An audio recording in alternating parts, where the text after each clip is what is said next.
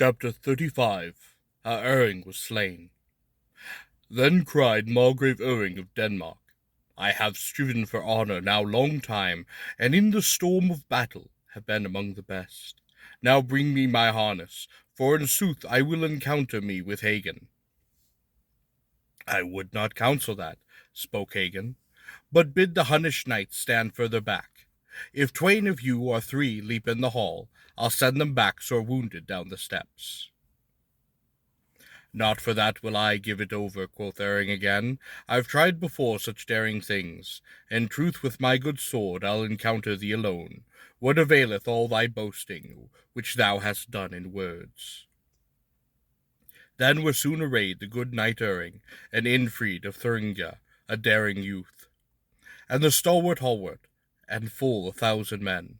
Whatever Iring ventured, they would all fain give him aid. Then the fiddler spied a mighty troop, that stood along well armed with Iring. Upon their heads they bore good helms. At this bold Folker waxed to deal full wroth of mood. See ye, friend Hagen, Iring striding yonder, who vowed to match you with sword alone? How doth lying beseem a hero? Much thou misliketh me. There walk with him full 1,000 knights or more well armed. Say not that I lie, spoke Harward's liegeman. Gladly will I perform what I have vowed, nor will I desist therefrom through any fear. However frightful Hagen be, I'll meet him single-handed. On his knees Iring begged both kinsmen and vassals to let him match the knight alone. This they did unwillingly, for well they knew the haughty Hagen from the Burgundian land. But Iring begged so long that at last it happed. When the fellowship beheld his wish, and that he strove for honour, they let him go. Then a fierce conflict rose between the twain. Iring of Denmark, the peerless high-born knight, bare high his spear, and covered him with his shield. Swiftly he rushed on Hagen before the hall, while a great shout arose from all the knights around. With might and main they cast the spears with their hands through the sturdy shields upon their shining armour, so that the shafts whirled high in air. Then the two brave men and fierce reached for their swords. Both Hagen's strength was mickle and great, but Iring smote him, that the whole hall rang. Palace and towers resounded from their blows, but the knight could not achieve his wish. Iring now left Hagen stand unharmed, and hied him to the fiddler. He weened to fell him by his mighty blows, but the stately knight wist how to guard him. Then the fiddle struck a blow, that the plate of mail whirled high above the buckler's rim. An evil man he was, for to encounter, so Iring let him stand, and rush at Gunther of the Burgundian land. Here too either was strong enow in strife. The blows that Gunther and Iring dealt each other drew no blood from wounds. This the harness hindered, that which both strong and good. He now let Gunther be, and ran it not. Then gave Hugh sparks of fire from his armour rings. Then had stalwart Gernot of Burgundy nigh done brave Iring unto death, but that he sprang away from prince, nimble enow he was, and slew eftsoon 4 noble henchmen of the Burgundians, from Worms across the Rhine. At this Gisler might never have waxed more wroth. Good wot, Sir Iring, spake Gisler the youth, ye must pay me were-gold for those who fallen dead this hour before you. Then at him he rushed and smote the Dane, so that he could not stir a step, but sank before his hands down in the blood, so that all did ween the good knight would ne'er deal a blow again in strife. But Iring lay unwounded here before Sir Gisler, from the crashing of the helmet and the ringing of the sword. His wits had grown so weak that the brave knight no longer thought of life. Stalwart Gisler had done this with his might. When and now the ringing gained leave his head, that which he had suffered from the mighty stroke, he thought, I am still alive and nowhere wounded. Now first wot I of Gisler's mighty strength. On either side he heard his foes, which they the tale. Still more had happed him. Gisler too he marked hard by. He bethought him how he might escape his foes. How madly he sprang up from blood. Well might he thank his nimblance for this, and out of the house he ran to where he again found Hagen, whom he dealt a furious blow with powerful hand. Hagen thought him, Thou art doomed. Unless be that the foul fiend protect thee, thou canst not escape alive. Yet Iring wounded Hagen through his crest. Thus the hero wrought with Raska, a passing goodly sword. When Sir Hagen felt the wound, wildly he brandished his weapon in his hand, and soon Harward's liegeman was forced to yield his ground, and Hagen gained pursued him down the stairs.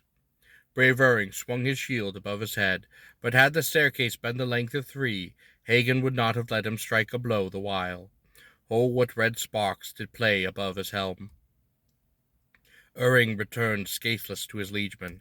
Then the tidings were brought to Grimhild, of that which he had wrought, in strife through Hagen of Tronig. For this the queen gave him thank highly. Now God requite thee, Iring, thou peerless hero and good. Thou hast comforted well my heart and mind.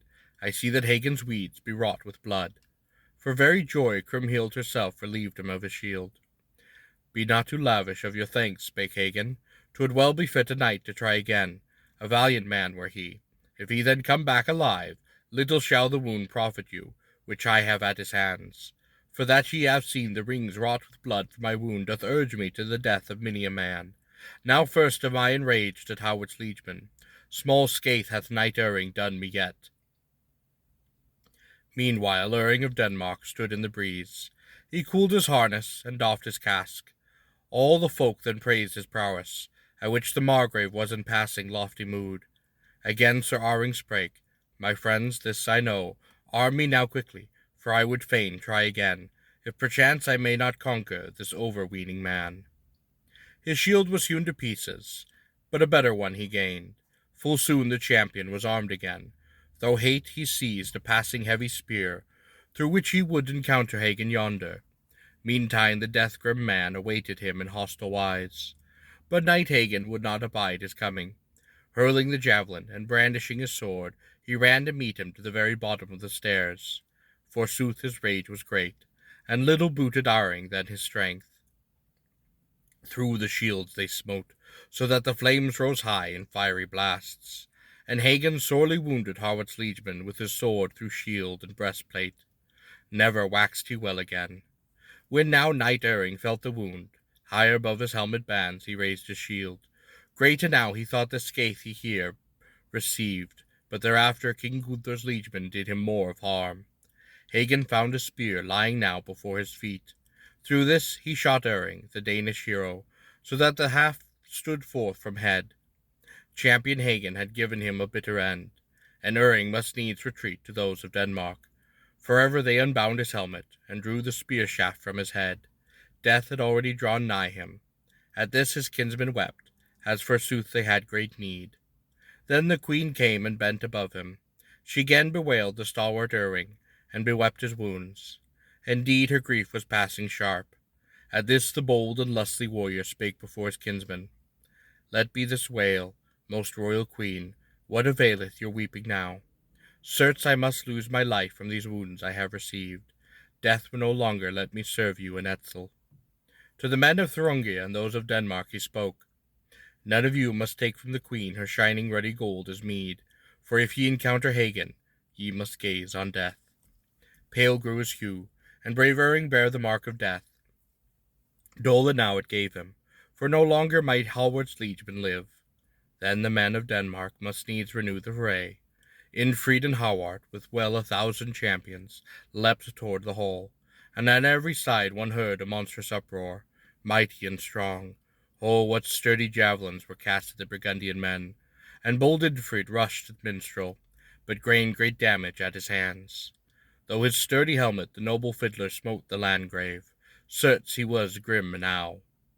Then Sir Infried dealt the valiant gleeman such a blow that his coat of mail burst open, and his breastplate was enveloped with a bright red flame. Yet the Landgrave fell dead at minstrel's hands. Howard and Hagen too had come together. Wonders would he have seen who beheld the fight. The swords fell thick and fast in heroes' hands. Though the knight from Burgundian land Howard needs must die. Then the Thuringians and the Danes espied their lordlings dead. There rose before the hall a fearful strife. Before they gained the door with mighty hand, many a helm and shield was hacked and cut thereby. Give way, spake Folker, and let them in, for else what they have in mind will not be ended. They must die in here in full short time. With death they'll gain what the queen would give them. When these overweening men were come into the hall, the head of many a one sank down so low that he needs must die from furious strokes. Well fought the valiant Gernot, and the same did Grisler, the knight. 1,004 were come into the hall, and many a wheezing stroke of the swords was seen flashed forth. But soon all the warriors lay slain therein. Mickle wonders might one tell of Burgundian men. The hall grew still as the uproar died away. On every side the dead men's blood poured through the openings down to drain pipes. This the men from the Rhine had wrought with their passing strength. Those from Burgundian land now sate them down to rest, and laid aside their swords and shields. But still the valiant minstrel stood guard before the hall.